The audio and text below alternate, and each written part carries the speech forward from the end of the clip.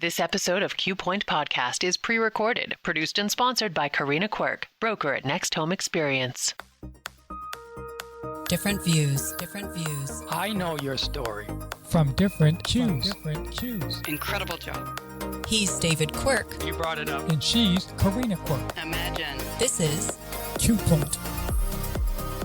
Joining us now in studio is Democratic candidate for United States Senate, Graham Platner. Thank you so much for joining us. Oh, thank you. Thanks for having me. It's a pleasure to be here. Yeah, we appreciate you coming up and seeing us. I appreciate the invite. The Senate just passed a resolution limiting U.S. military action in Venezuela. What's your take on that? Do you support it? I do support it. Something that I find very frustrating, as somebody who actually, I fought in the war in Iraq, is that the situation we find ourselves in with Venezuela, which I personally think is a travesty. I am fundamentally against starting wars, engaging young Americans in combat in foreign countries, that in ways I just cannot be explained to me as being good for the working American. The war I fought in Iraq, no one's been able to explain to me how that was good for Sullivan, Maine. In the end, we're going to spend $6 to $8 trillion between the wars in Iraq and Afghanistan. I have not seen where that money and where that expense and where that cost and the blood and the suffering that came from it, what it did for the working people in the United States. Some people got very rich. It wasn't me. It wasn't the guys I fought with. It certainly wasn't the people that lived in those countries. So I'm always on guard these days about war propaganda and about starting conflicts that I think are unnecessary. But one of our biggest problems for a long time is that the Senate and the House have abdicated their role in war making. And the Constitution is very clear. Declarations of war come from the most representative bodies of the American people, the House and the Senate. But really, since the end of World War II, those bodies have over time given up so much power to the executive branch around war making. Even though in 1973 we passed the War Powers Act, in which it was supposed to empower Congress more. And yet, despite that, they have made a choice. And I think some of it, frankly, is laziness. They just don't want to have to engage. Some of it's kind of political fear and cowardice. They're afraid that people are afraid of getting into these conversations. They'll be painted some way in the next election. Some of it, I think, is self-enrichment. Many of them are invested, trade stocks and bonds in the defense industry, which should be illegal.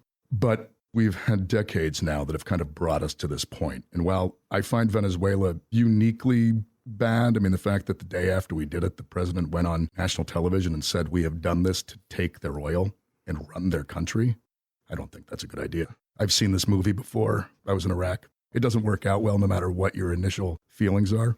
So what was really frustrating about a month and a half ago is there was a resolution in the Senate, Tim Kaine and Rand Paul. It was a bipartisan resolution to require a Senate vote on military action in Venezuela. And it failed. And Susan Collins, our senator from Maine, was the deciding vote to crush it. And while I am very happy she has now changed her tune and she has supported the resolution, I'm sorry, a month ago, it's not like we didn't see the writing on the wall. And if you're a United States senator, I would expect a more long-term ability to think about the consequences of your actions. And the fact that she was unable to find the spine to support this thing a month ago, but just this week now thinks it's a good idea after we have engaged in this, quite frankly, illegal activity. To me, it shows one of these core problems with our modern political system. Everything is being done out of political expediency, what they think might be good for themselves, what might be good for their image. It's not based on any kind of deeper belief or even understanding of the Constitution and wanting to uphold the Constitution. So I'm very happy that this is passed. We will see where it goes. We definitely are in a weird time politically where legislation can be passed, resolutions can pass. It doesn't always necessarily mean that's what's going to happen. But it is, I think, a very important moment to remember that we are here because of decades of establishment-style politics. Politicians who have, over time, abdicated their power to the presidency. And I think moving forward, we need to be electing leaders who firmly believe that the power still should reside in our 3 sections of government. The whole point was checks and balances. And we need to elect people who believe that pulling some of that power back from the executive branch, putting it back into the hands of our most directly elected leaders is a necessity, especially around war making. Because at this point, and a lot of it comes from my combat experience, I am just very, very skeptical about the benefit that military adventurism brings to the average American. Well, you brought it up. Thank you for your service. Yes. Oh, no, of course. Yes. Tell us about your military background. Yeah. I went to John Baptist here in Bangor, and I enlisted out of high school. I joined the Marine Corps. I joined the infantry, and I served as a machine gunner in Kilo Company, 3rd Battalion, 8th Marines from 2004 to 2008. I fought outside of Fallujah in 2005, my first deployment. And my second deployment was to the city of Ramadi in 2006, which was a fairly intense deployment. My third tour, we were on, it's called a Marine Expeditionary Unit. We were based on naval vessels, and we floated around the Mediterranean and the Indian Ocean. We did operations off of Somalia. We did some operations in Djibouti, but we mostly just did training and some humanitarian work. After that, I got out of the Marine Corps. I'd been accepted to college in Washington, D.C. at George Washington University. I started school, but I very quickly realized that my friends were still deploying. This is 2008. I really felt like I wasn't supposed to be in college. So I first attempted to rejoin the Marine Corps, but actually my forearms are covered in sleeve tattoos. And the Marine Corps had just changed its rules. And had I stayed in the Marine Corps, it wouldn't have been a problem. But I got out, tried to get back in. Prior service recruiter was like, yeah, I'm sorry, man. So I went to the Army, and the Army does not care. So I remained in the infantry. I went to a long-range surveillance company, long-range reconnaissance, and was a reconnaissance surveillance team leader. And then I deployed to Afghanistan in 2010, 2011 as a rifle squad leader. Got back from that deployment in 2011 and had really begun to get very cynical about the war. And what I was seeing as we were not conducting what I thought we were conducting. And we were very ineffective. And for a long time, I was confused by that. And then as time went by, I began to think that maybe we weren't really supposed to be effective. Maybe we're not actually bringing democracy and stuff to these countries. Maybe somebody is making an immense amount of money, which I think at this point in hindsight, we can all agree is primarily what was happening. Around that time, I became pretty disgruntled. And I left the service, went to college, struggled for a while with untreated PTSD and the standard things that come from extensive combat service, and also a bit of a moral injury in which I was trying to figure out how this thing that meant so much to me, that I had put so much into and seen so much sacrifice and energy put into by people I loved, that it might not have meant anything. And I will struggle with that until the day I die. I still struggle with that. I'm proud of my military service. I'm very proud to have been an infantryman. At the same time, it's also hard for me to square that with the two wars that I fought in. I really don't see much value in them anymore. So in many ways, that kind of colors my politics, if I'll be upfront. It's made me very skeptical of the larger political system. So I guess my question to you is, you have resentment on the war, but not the resentment of being an American. I'm very proud to be an American. I have American flags tattooed on my forearms. And I'm very proud to be a Marine, and I'm very proud to have been a soldier. I continue to find an immense amount of respect in the young men and women who sign the dotted line and put everything on the line for their country. I also think that we as a nation have a responsibility to those people to not send them into, because they're going to go. I mean, when I was a 19-year-old infantryman, all I wanted to do was fight. That's why I joined the infantry. You don't join the Marine Corps infantry in wartime because you're not looking for that kind of adventure, that kind of experience. They're going to go no matter what we tell them to do. And I think it's very important that we as a nation make decisions that does not abuse that privilege that they have given us, that gift that they're giving the country. And the reason I feel so strongly about this is I do feel abused. There was a Republican president when I fought in Iraq, George W. Bush. There was a Democratic president when I fought in Afghanistan, Barack Obama. And my experience under both parties' leaderships was very similar, which is that I was fighting in wars that seemed, we had vague concepts of what we were doing. There was no real strategic vision. Nobody knew what winning looked like. And yet for years and years, we keep cycling people back in and out. I mean, I did 4 deployments. I have friends of mine who did 8, 10 special operations units. I have friends in the Ranger Regiment who did like 15 deployments. And we'll go back. We'll keep going. But we as a nation really need to be very circumspect about what it is we ask our young people to do. So my cynicism and my bitterness, it's not against the nation. It's against the political apparatus as it exists. And I'll just be very upfront. I know I'm running as a Democrat. I'm doing that because that's the most effective way to run in this race at this moment. My criticisms are across the board of our political apparatus as it exists. which is also why I think in many ways you can see changes in leadership, yet fundamentally very little changes in behavior. I think a lot of us can agree that Republican, Democrat, for a long time, we have still watched corporate power accrue. We've watched small businesses and working people get screwed, while we also watch Elon Musk become a trillionaire. Like, these things are all happening, and I think they're happening because of the structure, because we have a political system that at its core no longer in any way really represents Americans. It represents the people, the donors, the folks who live in a kind of different reality. And it's that entire system that I hold my contempt for. And it's also why I'm running, because right now that contempt seems to be something that many of us feel, around the state of Maine at least. Republicans, Democrats, independents. When I go around the state, I talk to working people, and you ask anybody, do you think that you live in a political, economic system that has your best interest at heart? Nobody says yes to that. Everybody agrees that somebody out there is taking from them and exploiting them in some way. And I think they're all right. Everybody's correct, which is also why I think we have a lot of, despite the polarization and the divide and division right now, I actually think there's a lot of hope for reunification of a lot of us down here in the real world. But we have to be very clear that we need to be unified against a political and corporate apparatus that has really seized all of our levers of power. And the reason I go in this direction on the question is that's what the wars were. I went back to Afghanistan in 2018. I was a contractor for the State Department. I was on the ambassador to Afghanistan security detail. Now, I hadn't been in Afghanistan in 7 years. When I go back, I'm in Kabul at the embassy, listening to all the high-level conversations, because I am just doing security. And I realized that nobody had any new ideas. 7 years. And the war was still going on. We're still dropping bombs. We're still kicking people's doors in. There's still some infantry platoon out in the valley somewhere slugging it out with the Taliban. And here I am listening to the people running the war, and they've got no clue what to do. And in fact, I don't even think that they knew what they were supposed to be doing, because we as a nation had not really defined what the purpose of this was, but we couldn't stop it. And one of the reasons we couldn't stop it is that there were a number of, I would say, powerful interests in the defense industry, in the larger political realm, who were benefiting immensely. I mean, this is a funny aside. The embassy in Kabul was always under construction while I was there.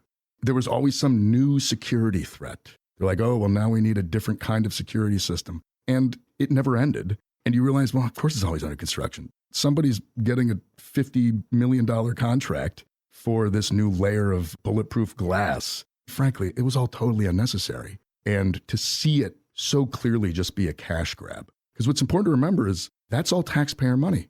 And the wars really became this mechanism of moving taxpayer money into the pockets of private companies. And I think that's why it went on for so long. And those companies, they made so much money, and they had so much power back here in the United States, they had the ability to put pressure onto politicians and the political class to not really ever figure out what the point of the war was, and certainly not to end it. So it was that frame that brought me to this place where there's an old saying, it's I love my country, but I don't trust my government. That's where I land these days. But it's not just I don't trust the government, I don't trust the powerful interests that have seized hold of our government. And I think if we're going to return to a country that is unified and that is representative of actual Americans, we need to build a politics essentially from the ground up to take that power back. Because it's in those corporate interests, I think, that's where much of our failure comes from politically. You are listening to Q Point Podcast. I'm Karina Quirk, co-hosting with my husband, David Quirk, and we are having a conversation with Democratic candidate for United States Senate, Graham Platner. I've heard you state that you're for universal health care. Yes. But you've just stated you don't fully trust the government. But wouldn't the government oversee that? And how confident are you that the government can manage the oversight that's required? Is there any program that the government is running now that you are satisfied with? Well, I would say one would be the United States military. The United States military is a vast, vast program. It's a jobs program. If you just think about it kind of in the aggregate, we have a huge organization that we dump trillions of dollars into, that one is very effective at what we kind of ask it to do. But also when you think about it, the people in it are very well taken care of in the sense that you get housing, you get health care, your kids get education, and you're guaranteed, well, except when there's a government shutdown, you are guaranteed your wages. And usually you still are, even in a shutdown. What I think that shows to me is many of these programs, it's not a matter of whether or not it can be done. It's whether or not we're going to make the choice to do it right and to do it properly as a society. I don't think the answer to bad government is no government. I think the answer to bad government is good government. No government, I think, often results in more corruption and more abuse because only those with money and power will be the ones to be able to have it. And one of the only mechanisms I think working people, normal people have against extensive corporate interests or corporate power is government regulation. Now, I want to make it clear, I'm a small business owner. I work on the ocean. I have lots of problems with regulatory structures. Again, the answer to bad regulation isn't no regulation. It's good regulation. And with things like universal health care, so I get my health care from the VA. I am lucky enough to be a disabled combat veteran, which is an insane statement to make. But it was because I get all of my health care covered. And here in Maine, I'll just say the VA system is spectacular. And when it isn't, when it falls short, I've lived in other parts of the United States where it isn't good, the VA system, and it's usually because we don't fund it. You get what you pay for. And I've been in other VA systems where they are underfunded, understaffed, and they cannot meet the needs of the population. Here in Maine, it's the opposite, in my experience. You still run into some bureaucratic problems, but you're always going to run into some. On the whole, it's great. And it's the reason why I got to be a small business owner. If I didn't have the fundamental support of healthcare, I don't have to think about copays. I don't think about premiums. I don't think about dealing with insurance companies. None of that. When something hurts, when I feel a little funky, I call my doctor and I go in and I get treated for it. If I didn't have that, I would have not been able to start an oyster farm. I would have had to go get a job that gave me healthcare so I could get treatment for basic existence. But I didn't have to. And it allowed me to sink time and energy and my own money into something that otherwise I would have put that time, energy, and money into like figuring out my health insurance. So one of the reasons why I'm such a proponent of universal health care is I often think about what Eastern Maine would look like. I have a lot of friends who are hardworking, creative people. Mainers are that in a nutshell. Mainers work very hard. We're very proud of how hard we work. And I think about all of those folks. What would they do if they had the foundation of not having to think about their health insurance? What businesses would we have? What art would get created? What community organizations would be built? Because it's not just about the money, it's also about the time, it's about the anxiety. And then on top of that, I think about as a small business owner, dealing with health insurance is a nightmare. And if we took that off the plate of small to medium-sized businesses, think about what you could invest your profits in instead of having to waste money and time dealing with the health insurance system. The reason I'm a supporter of it is that, one, there are programs, national programs, the military, for me, the VA, and the Postal Service. I think the Postal Service is a great example. The Postal Service fails when we stop funding it. When we fund it, when we pay postal workers, when we put money into the system, in fact, when we do that, it then makes more money for itself because it can provide more services. But when we stop that, when we cease funding it, we start pulling money out, or when we start kind of looking towards privatization, we've been doing that. And in that time, Mainers stopped getting mail on Saturdays. Rural postal services are never going to be a profitable thing. There aren't like enough people, kind of like rural healthcare in many ways. But it's still something that fundamentally we need as a society to function. And the reason I have faith that if we build a different kind of politics, we can use the energy and the power we have as a group to provide those fundamentally foundational resources to people, which I think will unleash the potential of small business, will unleash the potential of an economy where money is being spent locally, not an economy, which sadly we have now, where often the money is being sucked out of our communities by large corporations that they don't care if your community lives or dies. They're happy if you can spend money now. I don't want to get too nostalgic, but growing up in Ellsworth, there used to be a ton of small businesses, multiple small hardware stores. There was a craft store. All that's gone now. We got Home Depot and Walmart. I think a lot of people don't like that. There's some ease to it, but if we start providing those kind of foundational things for people, it often gets talked about it like it's a handout. I don't think about it like that at all because I got it. I got healthcare and I didn't get lazy. I built an oyster farm and I work on the ocean. I work immensely hard, but I got to do it because of that support. And I think that's a thing that we can unleash across the state if only we as a larger group decide that we can find these specific needs that human beings frankly deserve. And if we can figure out ways in the aggregate as a group to provide them, that will elevate all of us, which I think will unleash a lot more potential in our society than what we're getting right now. And there's so many aspects to it because we have hospitals closing. They're not getting paid by the government. Yep. We have OBs closing. We have walk-in cares closing. And if you're trying to get an appointment, you have to wait months. I'm glad you brought that up. A number of folks recently when I talk about healthcare especially, folks are like, well, I have a friend who lives in Canada and he has to wait 4 months for a thing. I'm like, have you dealt with the private health system we have here? My wife has to wait 6 to 8 months for appointments sometimes. And the thing is, all things being equal, let's say you have to wait 6 to 8 months in both, but in one of them, you're not paying for anything. And in the other one, it is making up 15 to 20% of your monthly income. I would still take the one in which I have to wait and I don't have to be sucked dry. I mean, right now, our medical system in this country, not only is it inefficient and ineffective, it's the most expensive healthcare on earth. People are always like, well, how are you going to pay for it? We already pay for it. We pay more than almost 2.5 times more per capita in healthcare than the next country behind us. Every other developed nation on earth has some form of socialized medicine, some form of it. There are different ways to do it. Different countries have different needs, but there is some form, and all of them get better healthcare outcomes and they spend less money.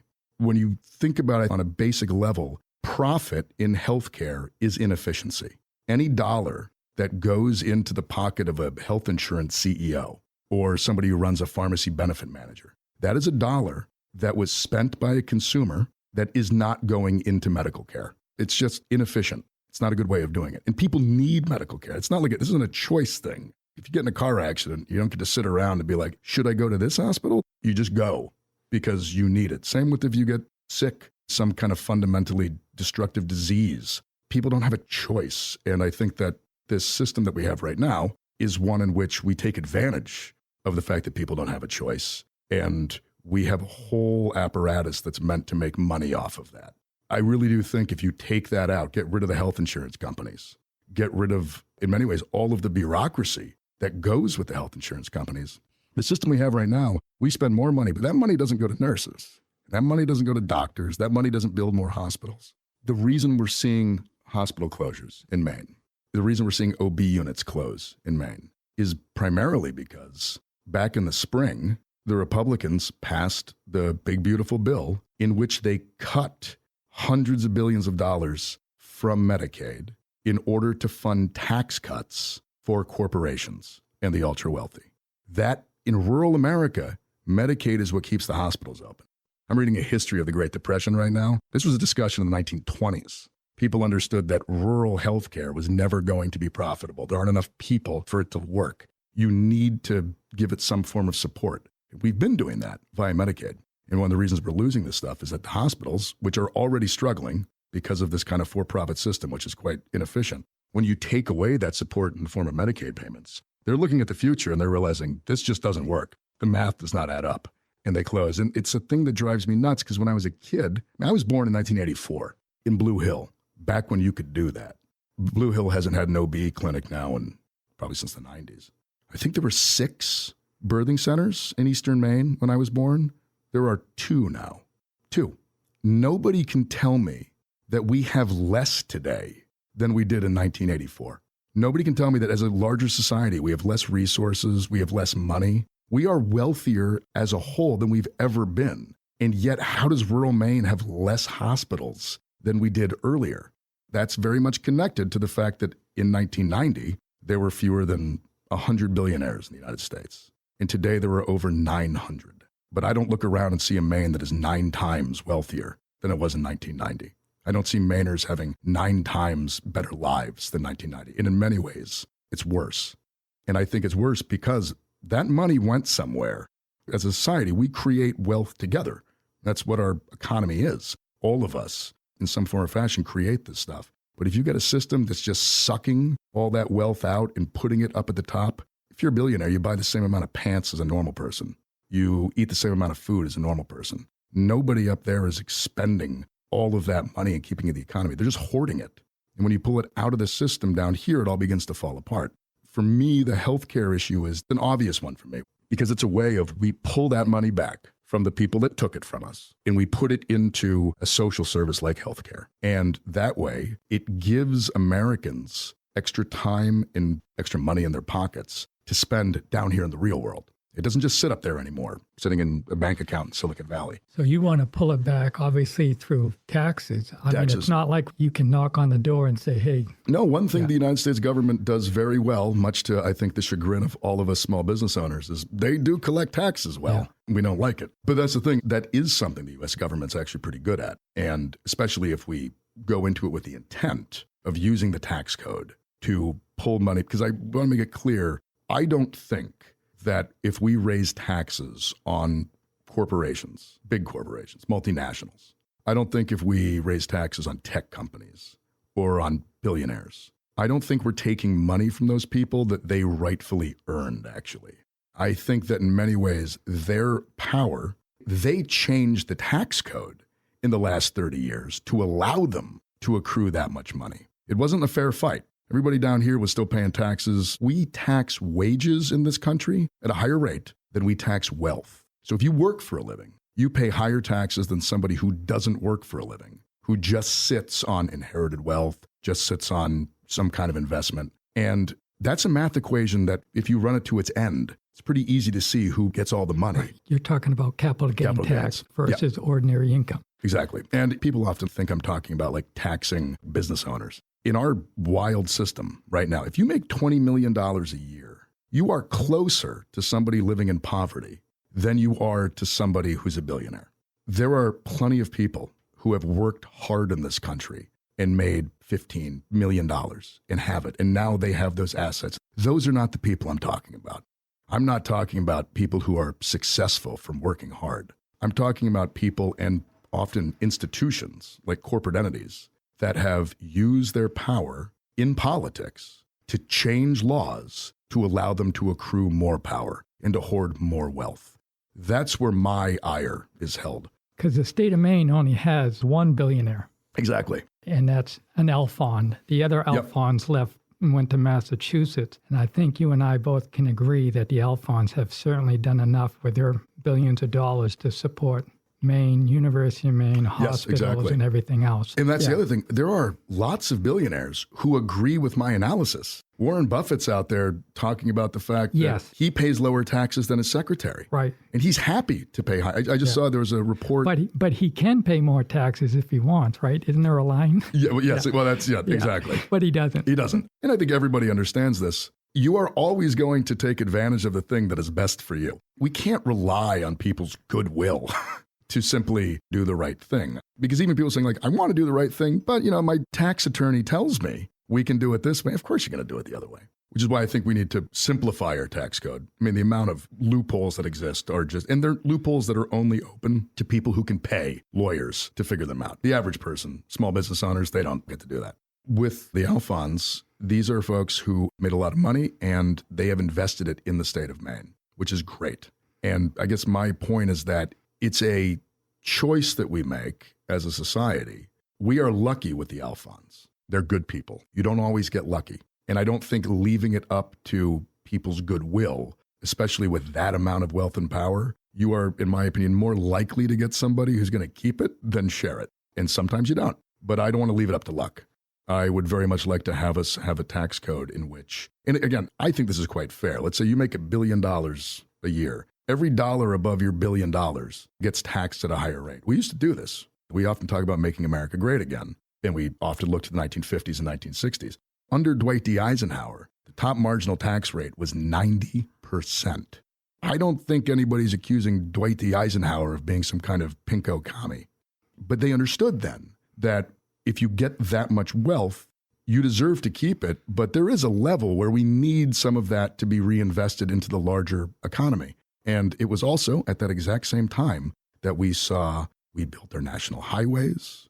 We had the most equity between the highest tax brackets and the lowest tax brackets. We saw an era in which most Americans were actually seeing their lives improving. It was the best time we ever had. and the top marginal tax rate was 90%.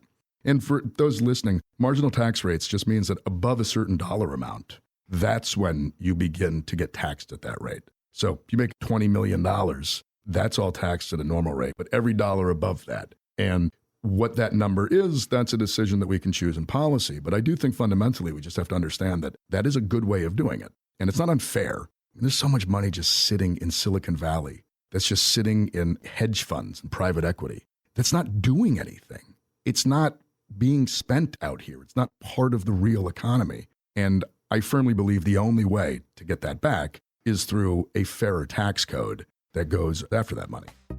Thank you for joining us for part 1 with Democratic candidate for United States Senate, Graham Platner.